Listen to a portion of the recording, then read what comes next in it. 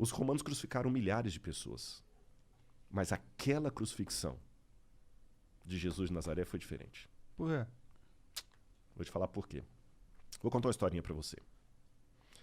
Um rei, vou responder igual Jesus. Jesus contava uma história, quando o pessoal perguntava. Um rei, uma vez, deu uma regra no reino dele. Ninguém pode roubar. Se alguém roubar, eu vou mandar arrancar os 2 olhos. Cara, funcionou, ninguém roubava. Você podia dormir com a porta aberta, o cara das trancas nem vendia tranca. Delegacia só quando era uma briga, assim. Até que um dia chegaram pro rei e falaram assim, majestade, nós pegamos um rapaz roubando aqui, a sua lei fala que tem que ter os 2 olhos arrancados. Ele falou, tudo bem, só que tem um problema, é o seu filho. É o príncipe. E aí? Vocês têm filhos? Tenho. Eu não tenho. O que você faria, monarca? Você é o rei. Se eu sou o rei, eu mando arrancar os olhos. E você, Igor? Bom, se eu sou o rei, se eu sou o Igor, eu ia apoiar. Não, minha filha não, irmão. Todo respeito aí. Eu perguntei de propósito. Mas se eu sou o rei... Você é o rei, Igor. E pai da sua filha ao mesmo tempo. Então, é que se eu sou o rei, eu preciso mandar arrancar os olhos, né? Você arrancaria mesmo da sua filha? Pensa nela agora. Cara, olha, se a gente quiser entrar nessa, eu forjaria a morte, eu executaria de mentira, exilaria a minha filha pra algum lugar, porque aí eu consigo manter o rei que pune quando alguém rouba e consigo salvar a vida da minha filha, só que eu não consigo manter ela perto de mim. Uhum. E teria uma coisa também. Você nunca ia poder olhar nos olhos da sua filha e falar, você tem um pai honesto. Verdade? Ah, mas por isso eu falaria. É porque o negócio do rei, de você não... É porque é um mau exemplo. Porque aí você abre a permissão, entendeu? E aí você vai ter Se eu sou o rei, manda lá pro STF, lá no Brasil, lá. Nem entra nisso porque eu não quero que o Flow tenha problemas. Nem eu. Bom, mas eu também não seria um rei que ia colocar roubo com perda de olho, né? Funcionou. Ninguém roubava. Ah, mas funcionou porque é uma pena muito punitiva. Mas poderia ser uma pena não tanto punitiva que também funcionaria, talvez, né? Posso dar a solução bíblica Diga. para responder a pergunta dele? Por Claro. quê? Esse rei falou o seguinte, palavra de rei não volta atrás. E ele tinha um dilema, porque se ele mandasse arrancar os olhos do filho, o pessoal falou assim, pô, esse cara não tem misericórdia nem do filho, quanto mais da gente.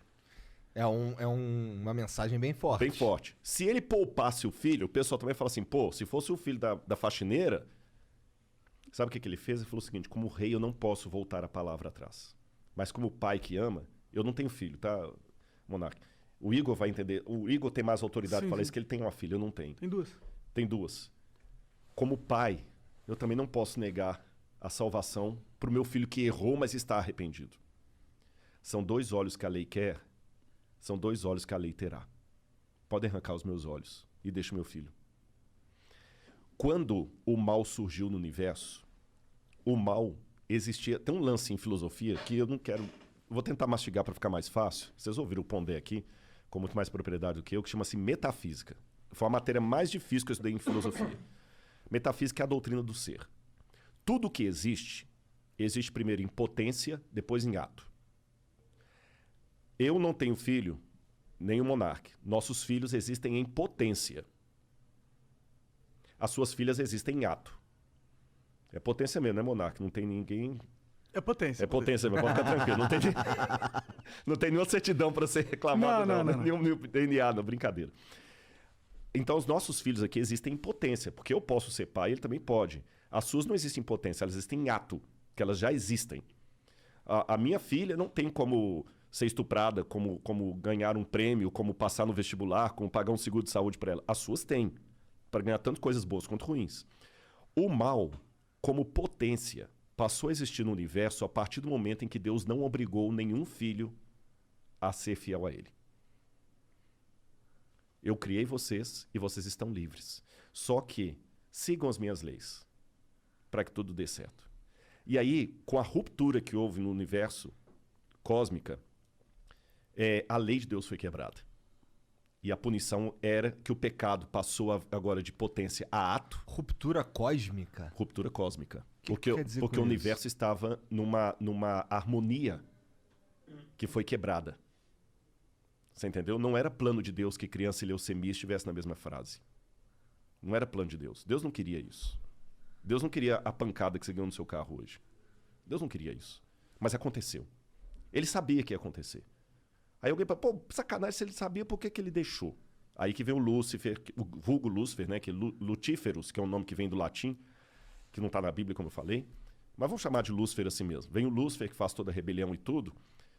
E a sentença agora é a morte. Aí a segunda pessoa da divindade, que é Jesus, fala assim, tudo bem. São 2 olhos que a lei quer, a lei está exigindo a morte. Eu vou morrer no lugar da humanidade. Então, na crença bíblica tradicional, o fato de Cristo morrer na cruz do Calvário, que não foi apenas um carinha que rebelou contra Roma, ele morreu a morte redentora. Por isso a gente chama de Cristo Redentor. Ele morreu no lugar do pecador.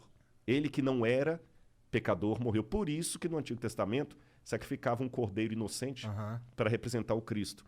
Ele morreu. E é graças à morte dele que hoje, se algum de vocês souber uma notícia ruim de morte, eu tenho algo de esperança para falar concreta, real. Só uma notinha antes da gente continuar aqui. Eu quero só botar agora... Tudo que eu falo, eu gosto de pensar também com a cabeça do nosso ouvinte aí, que de repente não tem a base religiosa. Que eu falei, esse cara tá falando tonteria, né? Se eu falasse aqui com vocês da teoria de Kardashev... Que é? Que é... Kardashev foi um físico russo, respeitadíssimo, que criou a hipótese que existem civilizações muito avançadas, muito mais avançadas do que a nossa, e cada uma dessas civilizações, ela usa melhor a energia do universo deles. Faz sentido. Né? É o que tá acontecendo com a gente, né? Exatamente. Devagarzinho. Só que ninguém viu essas civilizações. Mas ele falei, existem, elas estão lá. E elas nos observam. Kardashev...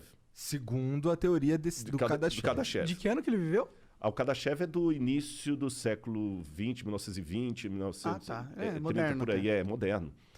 Ele é contemporâneo da época de Einstein, aquele pessoal todo lá. Entendi. Então, quer dizer, o Kardashev, quando ele coloca isso, se eu falar da teoria de Kardashev numa faculdade de física, ninguém vai rir da minha cara. Só qual que é a prova empírica, matemática, científica que eu tenho disso aí? Zero. Mas se eu falar de Deus e de outros mundos, aí parece conto da carochinha. Por isso que eu fico muito... Pô, de fato, na boa, eu fiquei muito legal de vocês terem me chamado aqui, porque vocês não têm preconceito.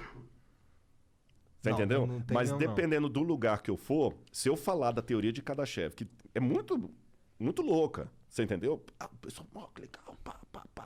Mas se eu falar de anjo, de céu, de plano superior, de potestades, aí, né, esse cara é biruta. Então, na verdade, o Kardashev está falando a mesma coisa da Bíblia, só que numa linguagem acadêmica que todo mundo aceita. E para mim, como acadêmico, antes de ser pastor ou crente, eu falo para você, faz um sentido medonho o plano da salvação em Cristo Jesus, sabe? Faz um sentido medonho. E ele mudou minha vida, cara. Cara, ó, Deus criou o universo inteiro? Universo. Tipo, o universo infinito, Deus que criou. O universo não é infinito. Ah, não? Não. Bom, cientificamente falando, não é infinito. Não é Ele tá sempre acelerando, ele tá É. sempre crescendo. Porque se ele fosse infinito, ele não poderia ser em movimento. Porque se ele é infinito, ele ia mover para onde? Ele já está lá. É verdade. Faz sentido. Né? Então o universo não é infinito. E você acredita que existem vários universos? Não, eu não tenho base nenhuma. Bom, deixa eu corrigir minha frase aqui. Deixa eu corrigir minha... Voltar aqui. Eu não posso falar que eu não acredito, nem que eu acredito. Mesmo quem é físico sabe que a evidência dos multiversos é zero. E ela só surgiu recentemente por um único detalhe, sabe qual? Na época de Newton, descobriu-se que o universo tinha leis. Aí veio Einstein e descobriu que o universo tem energia.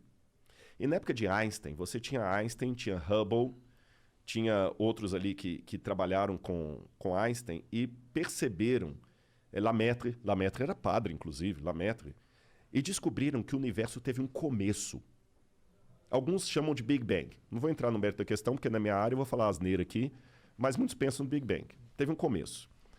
E ele insuflou mais ou menos assim, como essa garrafa. Olha. É o ponto azul aqui, seria o Big Bang, e o universo influiu. É isso que você falou, ele está se expandindo. Aí alguns pensam que ele vai se expandir, que ele vai se contrair de novo, e eu vou deixar para os físicos isso na minha área. Mas aí criou-se um dilema que o próprio Stephen Hawking falou no livro Uma Breve História do Tempo. Quando começou o instante zero, nada existia. Não existia gravidade, não existia energia. Antes do Big Bang. Antes do Big Bang. Não existia tempo, não existia espaço, não existia matéria. Aí na fração de segundo cósmico, que até falar segundo cósmico é complicado, que não tinha tempo, houve uma explosão e tudo começou a aparecer. Galáxias, quasares, buracos negros, planetas, satélites, sistemas solares, tudo. Aí o próprio Stephen Hawking falou, muita gente resistiu a essa ideia de que o universo e o tempo tiveram um começo, porque ela obrigatoriamente abre espaço para a existência de um Deus. Stephen Hawking, ateu, ateusaço. E hoje, realmente, o grande dilema é o seguinte, se do nada, nada se produz... Porque se é tinha nada, não tem antes. nada. Não tem nada. Tinha que ter Se um tem ser... algo, já não tenho nada. A gente já discutiu Exatamente. isso, né? Tinha que ter algum ser aqui, antes da origem do universo, para justificar a origem do universo. E esse ser não poderia ser preso à matéria, porque a matéria não existia. Ele não poderia ser preso ao espaço, porque o espaço não existia. Então ele tinha que ser onipresente. Ele tinha que ter vontade. Ele tinha que ter intenção, porque o universo é bem intencionado. Cara, com esse lance de Covid, um médico amigo meu estava me explicando como que as células do seu organismo mapeiam o DNA do vírus do Covid. Já igual robozinho, cara. Dá pra fazer um Star Wars só dentro da gente. Aí você pega agora o DNA, aquilo é mensagem. Tá lá, Deus deixou a digital dele. Você tá entendendo? Aí os caras no desespero, para continuar explicando o óbvio, mas tirando Deus do axioma, porque não querem aceitar que existe Deus, aí começam a propor, não. Realmente, do nada nada se produz, mas de repente esse universo é mais um de infinitos universos, que um universo vai produzindo o outro. Vai produzindo o outro, mas eu respeito, como a gente tem que respeitar. Eu não acho que eles não querem aceitar Deus, aceitar que Deus existe. É que eles não precisam. Tipo, a ciência não precisa de Deus, tá ligado? Ela só precisa de evidências físicas. A questão de Deus é mais filosófica, né? Não é uma questão de ciência, né? Porque a gente não consegue provar Deus, né? Não, com certeza. Deus não se prova. Sim. Mas é interessante que os pioneiros da ciência eram todos caras religiosos, né? Newton. Mas isso que eu tô falando, é a mesma coisa que você falar, pô, por que os mecânicos não discutem Deus?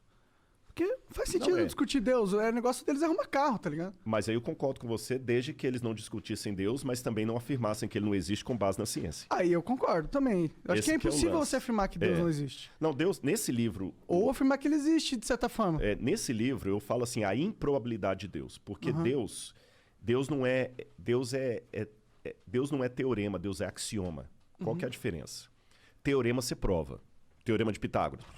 Né? Vamos supor, aprovar que gasolina de automóvel funciona. Isso é falseável, como dizia Popper, né? Gasolina de automóvel funciona para avião ou não? É fácil, eu vou lá e eu consigo provar se funciona ou não. Só que existem realidades que estão acima da verificabilidade. Por exemplo, as retas paralelas de Euclides, que alguns falam que encontram, não se cruzam e tudo mais. Você não tem uma régua do tamanho do infinito para verificar as retas paralelas infinitas. Sim. Então isso não é uma coisa que você prova, é uma coisa que você deduz, mas é tão lógico, o axioma é tão lógico, que você não pode prová-lo, mas você também não tem como dizer que ele é ilógico. Entendeu? O exemplo de Euclides que eu dei. Não tem como provar a questão das retas paralelas ali, não tem como. Mas faz tanto sentido a teoria da relatividade em Einstein. Que se você... Teve evidências, ele até pegaram aqui em Sobral, no Brasil, né, lá também na Alemanha, do Sol e tudo, da velocidade da luz e tal. Mas aquele lance que se o corpo ficar dentro de uma espaçonave, ele vai ter uma vida diferente da outra, ninguém tem uma espaçonave para andar a velocidade da luz e ver. Sim. Mas faz tanto sentido que ninguém refuta. Isso é um axioma. Deus também é um axioma. Ele é lógico. Sim. Foge do campo da experimentação. Não, eu concordo com você, até porque eu era ateu, tá ligado? E eu deixei de ser ateu. Essa história que eu já falei várias vezes aqui pra galera. Eu ouvi vindo no caminho. Eu vim por coincidência. Com Não sei Pondé, né? Com Pondé, né? Pondé você falou. É verdade. Então, eu entendo essa parada do axioma, porque pra mim, a Deus é uma conclusão lógica também, entendeu? Pra mim é uma conclusão lógica no sentido que eu não consigo provar, mas eu consigo saber que pra eu ter uma vida que pra mim faz sentido, eu preciso ter esse axioma, ou seja, eu preciso ter dentro da minha mentalidade, que interpreta a realidade, a existência de Deus como algo que eu levo como verdadeiro. Não sei, eu não tenho certeza se é verdadeiro, mas eu ajo na minha vida como se fosse. Entendi. Entendi.